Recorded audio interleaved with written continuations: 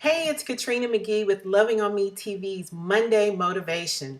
Wow, it has been an amazing last few weeks. I went on an incredible trip to Greece that was enlightening and beautiful and inspiring and almost didn't happen.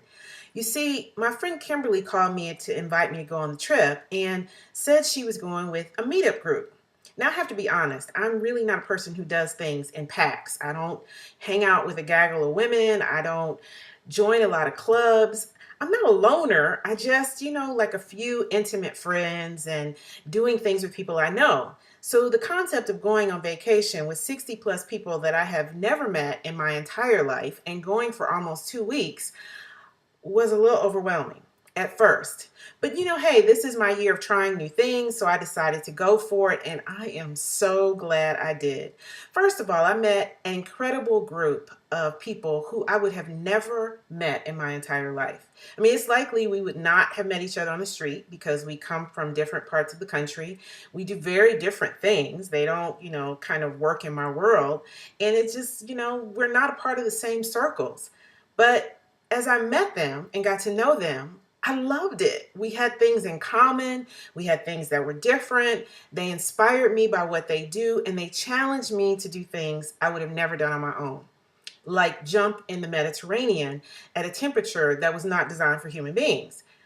I mean, it was so cold it defied logic. But the great thing is, once you were in there for a few minutes, you went numb and hey, you enjoyed the experience. So now I can say I have swam in the Mediterranean, not once, but twice. They also encouraged me to embrace this whole hiking thing. Now, I like to work out and keep active, but I have never been one to want to climb mountains just because they're there, to explore what's at the other end of the path. But I got about halfway up this very tall hill in Delos, and I was posing with the statues and taking pictures and doing my almighty Isis thing, and I thought it would be so fun to go to the top. Maybe I'll do that next time. The guy I was walking with was like, "What are you talking about? We've gone halfway up. You're going the rest of the way. Let's go." It was so funny because once I got to the top, I was so excited. I mean, in this season of my life where I'm trying new things, embracing all that I was meant to be, reaching that goal, that pinnacle, it felt like a spiritual experience.